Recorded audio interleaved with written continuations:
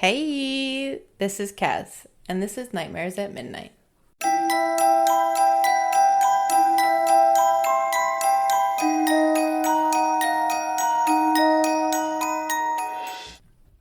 Good morning, good afternoon, good evening, whatever time you're listening to this. Like I said, my name is Kez, and it's just me today, no Violet. We're going to keep it short and here in the beginning, and we'll just talk quick about a few things, housekeeping, and what we're watching. This week, tomorrow I have surgery, and then Thursday is Thanksgiving, so hopefully everyone has a good time. My husband is cooking our Thanksgiving meal because I don't think I'm going to be very up to it, so hopefully that'll go well. Then before we know it, we're already into December.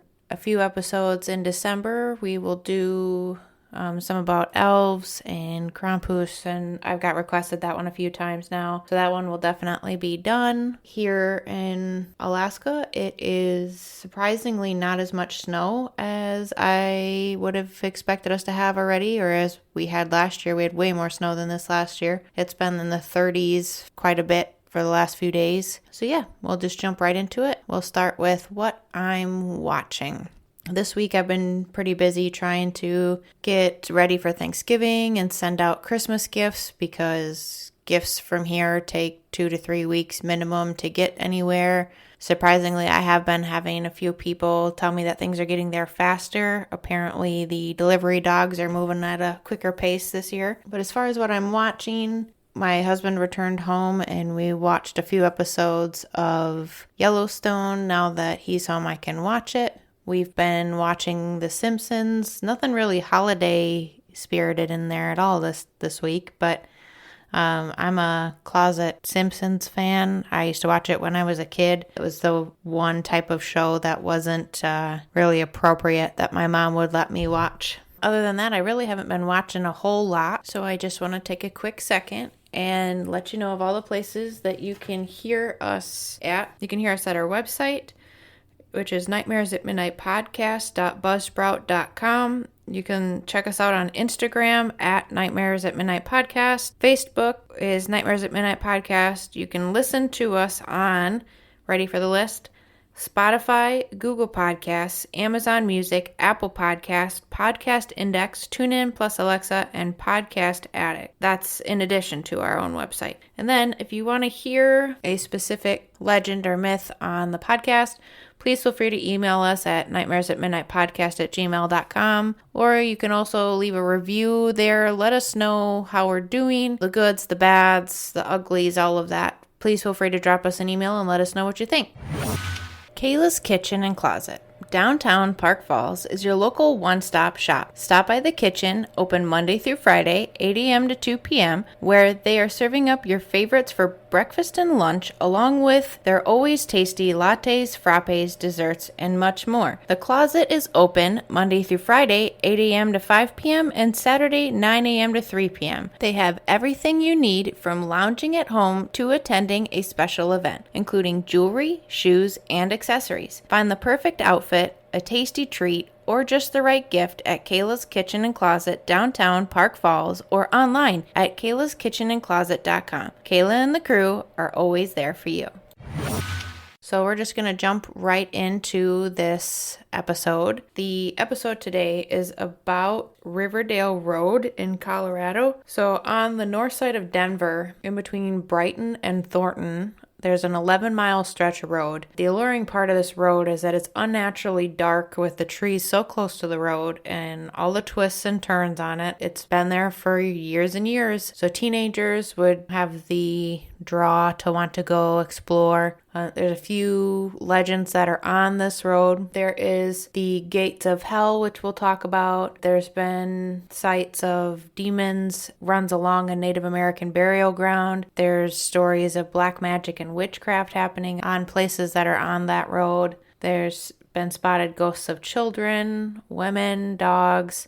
Jogger Hill is on this road, which we'll talk about that. So the Gates of Hell is the main one that I've heard about with this. Well, it was the home of the Walpart Mansion. So David Walpart was born in Ohio. I tried to figure out which year. I've seen different accounts of it was either in the 1860s or 1880s. and he came to Colorado during the gold rush time. He is the one that was credited with building Clayton Street, so he had a lot of money. He got married. He had 3 children. Unfortunately, 2 out of the 3 were deaf and mute. The mansion eventually got turned into a drover's inn for cowboys and a racehorse ranch. Within a 75-year period, 8 people owned this mansion. There was a chicken coop on the land that burned down, and apparently the legend kind of has twisted and evolved to where this mansion with Walpart in it, well, he burned it down with his kids inside. And apparently there's stories of these chicken coops, the cults and witchy stuff happening. This property is known for witchy stuff and evil stuff happening. Apparently, in November of 1975, Wolpart Mansion burned to the ground. Apparently, the man who lived there at the time burned it down. There's mixed stories of who burned it down and when, but apparently there was his wife and kids were inside. The mansion was 2 stories, 9 bedrooms. All that was left after it burned down was the gates that surrounded the property, hence where it got the name the Gates of Hell.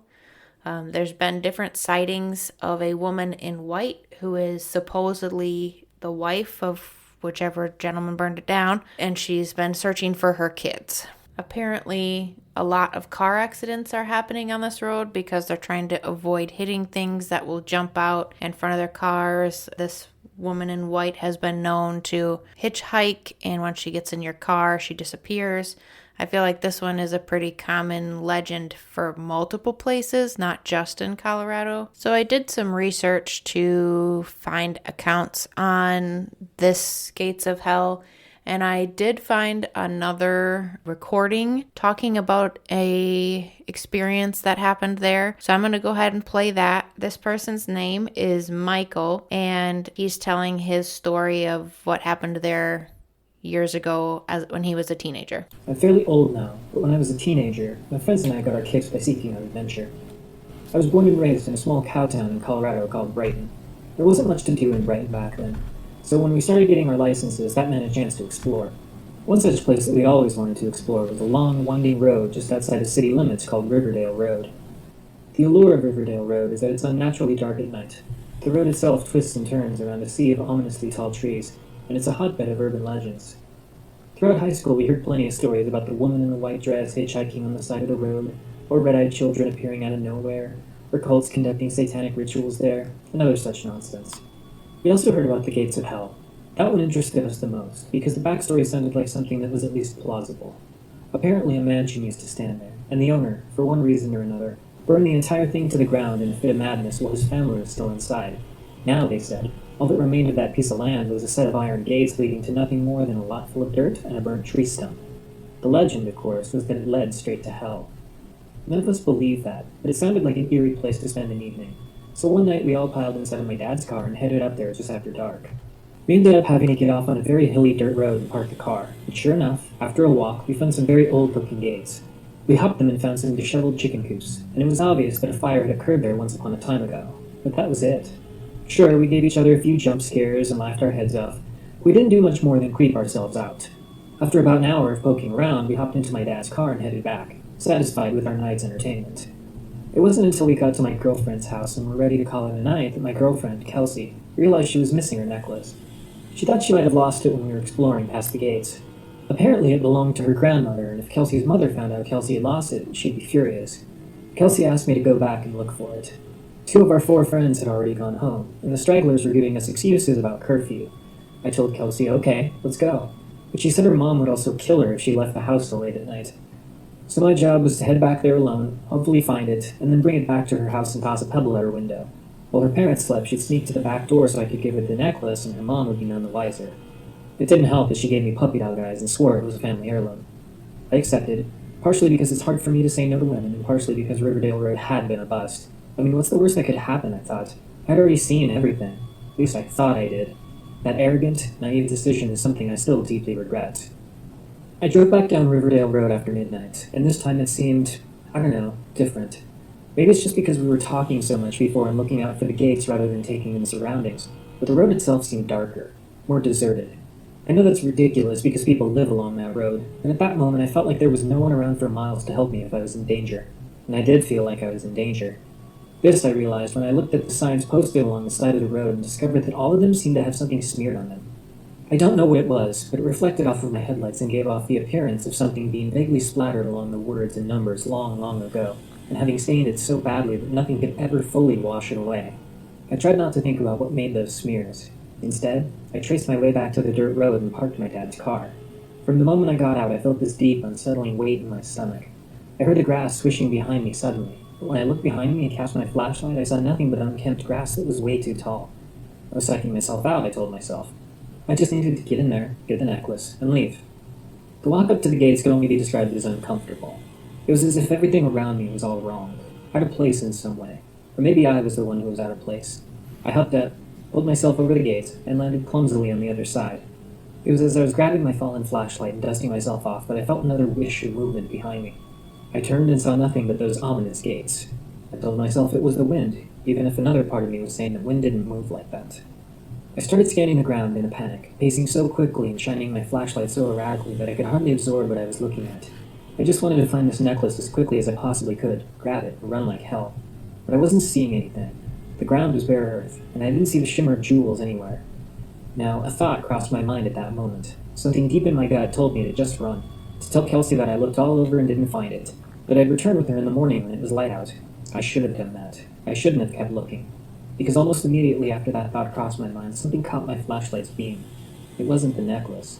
It was white and dull. I knelt down to get a closer look, and that was when I realized it was a bone. Now, I've seen animal bones before, and this did not look like an animal bone. It was long and thin, weathered, slightly chipped at one end. It looked like a leg bone, or maybe an arm bone. It looked like it belonged to a human.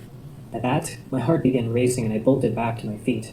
My friends and I had explored this entire area only an hour ago, and would have easily spotted a foot-long bone in the dirt.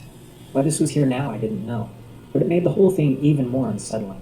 I heard the whish again, something moving behind me, and once again I looked behind me and saw nothing but those gates. I should have just run. I should have just bolted straight toward the gates, but I didn't. I turned back around to face the darkness ahead, the vast emptiness, and that's when I heard movement. I shone my flashlight toward the sound, and saw the silhouette of a figure some 20 to 30 feet away. I couldn't make out any of the details, but it was walking right toward me. At that, my only thought was turning around, hopping the gates, and sprinting back to my dad's car, but my legs felt like jello. I willed them to move, but I was frozen in place. I've never felt so paralyzed, never felt so helpless before in my life. Maybe I was imagining it. I pointed the flashlight down, and then back up, and saw nothing. But I still heard the movement. I heard the pace of something approaching me, and I was frozen like a statue. I lowered my flashlight again, and I clenched my fists, and I closed my eyes. This wasn't happening. This was not happening. I prayed to someone, anyone, please stop this hallucination. Please send this thing away. Please just let me get out of here. If that happened, I would never set foot in this wretched place again. And then I opened my eyes, and when I did, I found myself staring directly in the face of a dead woman. The skin on the right side of her face was gray and peeling away from her skull, slumped down over her eye, almost as if it was melting. I only saw her left eye, which was gray and hollow but full of so much hatred. Her hair was white and stringy. Her mouth moved like worms. She said only one word, and it sounded like the guttural kind of moan that someone makes when they get the wind knocked from them. Leave. My legs finally regained sensation, and I turned around without a second thought. I have never run so fast in my life. When I reached the gates, I practically hurdled them. I know I didn't, but it felt like I did, because I was scrambling for my very life. Whatever that woman was, I could still hear her behind me, still feel her behind me, even when I pulled open the door of my dad's car and fell into the seat. I fumbled the keys out of my pocket and cranked the ignition. I couldn't bring myself to look out the window or out the windshield and dare see her face again. I just stared at that ignition and prayed it would start. It was cranking and cranking, which made no sense because my dad's car was only 1 year old at that point and barely had any miles on it. After what felt like an eternity, the car stumbled to life, and at the exact moment I threw it into drive, I felt something slam against the back window. I didn't look into the rearview mirror to see what it was. I simply planted my foot on the gas and stumbled out of there. And stumble is really the only word for it. My dad's 1-year-old car sputtered like it was going to die out at any moment. The gears clunked when they changed. I had wanted nothing more than to do what the dead woman commanded, to leave, and the car was struggling to reach 20 miles per hour. That ride home was the longest of my life, not just because of the dying car, but because I kept seeing the woman's face in my mind. I could see her lifeless skin melting off of her bones. I could see her staring directly into my soul with that single dead eye of hers. I could see her lips moving like worms. I didn't go to Kelsey's. I just went straight home, where I lay awake all night in my bed, staring at the ceiling, thinking of that face. The next day, Kelsey called me and was upset that I never showed. I tried to tell her what happened, tried to tell my friends in coming days. They all thought I was just pulling one over on them, or better yet, just making up an excuse to cover up the fact that I simply went straight home instead of trying to search for the necklace. At a certain point, I just stopped trying to argue. My dad was even more furious. His car was a mess. It still ran like crap, and there were now handprints smeared all over the back window. He didn't believe anything I said either, which I kind of figured would happen, and he just assumed I screwed it up driving down Riverdale Road like a maniac. He took it to his mechanic, and all told, the car's spark plugs were shot, some of the vacuum hoses were severed, and the transmission was toast. I spent 2 years paying him back for that, and I still have no idea how any of it happened. Kelsey never found her necklace. I broke things off with her shortly after that, and I stopped talking to my friends once I realized my experience was one big joke to them. I moved out of state immediately after high school, and I've only been back to visit my family periodically. I refuse to go anywhere near Riverdale Road. And I've gotten better about it in recent years, but some nights I try to sleep and all I can see is that decrepit, peeling face hovering just before me, and I can hear that disgusting, raspy voice telling me to leave. It's been 20-something years and I can still see it just as clearly as I did that day. It's not something you forget. So I know that most people are listening to this because it's entertaining and it's scary, and you, like my teenage self, might get some quick thrills out of it. But I want this to serve as a warning, too. If you go up there, and you really shouldn't, do not go alone. You are not wanted there, and you will see things, and maybe people, so horrifying that it will truly haunt you for the rest of your life. So that was an account by a man named Michael about the Riverdale Road and his experience by the Wolpert Mansion and the Gates of Hell. As far as Joggers Hill, the story for that is there's a jogger that was killed in the 80s. He was supposedly out for his nightly run when he was hit and left to die by the motorist. I've read a couple different stories to where he was beheaded in this accident. I've also read stories about the rumors that there are sounds of jogging feet and fists banging on cars that travel that road. In some cases, those who were parked at the top of Joggers Hill claim to have seen handprints on the windows. Forever restless and angry at his fate, they say the jogger haunts this back road looking for his killer in every passing car. He especially likes to creep up on people who park at the top of what is now called Joggers Hill. Word is, if you kill your lights and engine, he'll think you're the one who hit him and left him for dead. Folks have reported hearing sounds of quick feet, like I said, angry fists beating the sides of their cars, handprints. It's like the jogger is outside trying to get a look at the killer who is inside. A legend also has it that if he gets to your driver's side window, you will die.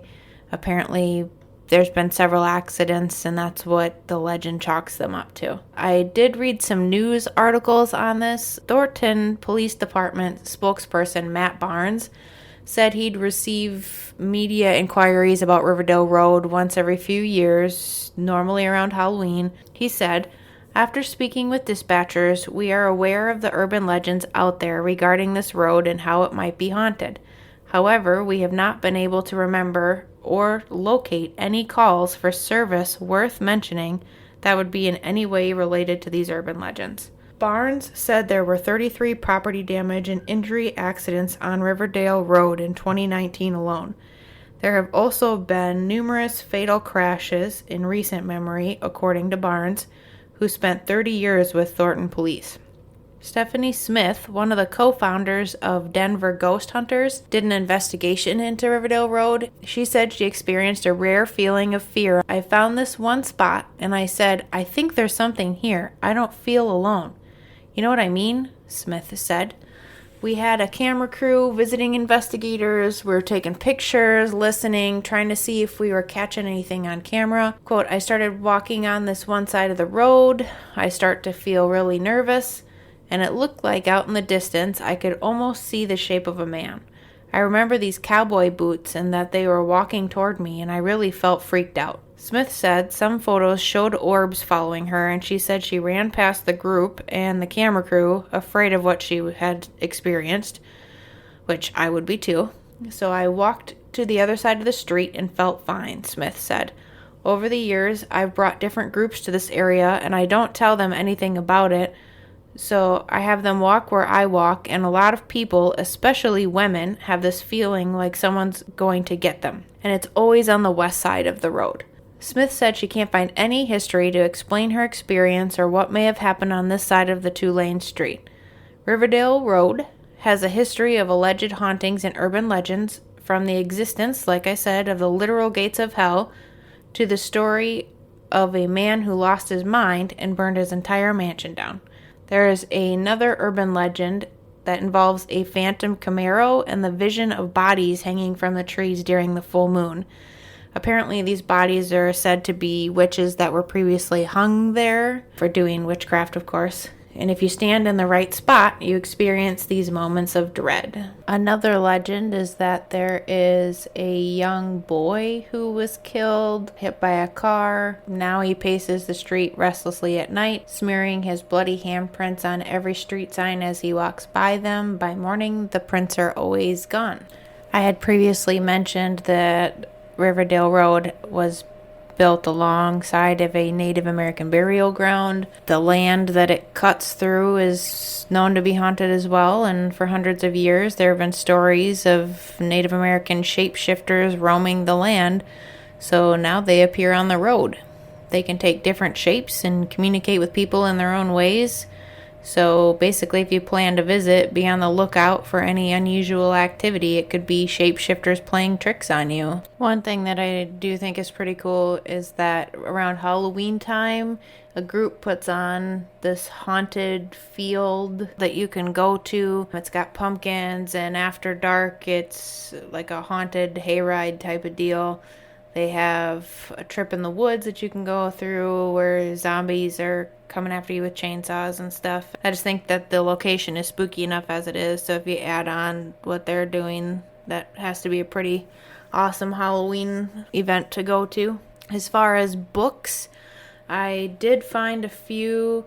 There's one that you can read on the Kindle called Terrors on Riverdale and Other Colorado Haunts, Riverdale Road Book 1. I could not find any merch though. Anything that I could find was basically for that haunted field. Other than that, there's not much merch on it. I thought that this would be a quick, fun story for you before Thanksgiving. You can listen to us again on nightmaresatmidnightpodcast.buzzsprout.com. You can check us out on Instagram. There is posts, not every day, but every couple days I post on there to remind you about our episodes. On Facebook, there's Nightmares at Midnight Podcast that you can follow. You can listen on Spotify, Google Podcasts, Amazon Music, Apple Podcasts, Podcast Index, TuneIn Plus Alexa, and Podcast Addict. If you would like to get your hands on some Nightmares at Midnight merch, just let me know. Send us an email at nightmaresatmidnightpodcast@gmail.com. I know the holidays are coming up, and we've got some stickers or shirts here that you can get for your Nightmares at Midnight podcast fan. So we'll talk to you next week. And as always, catch us next time.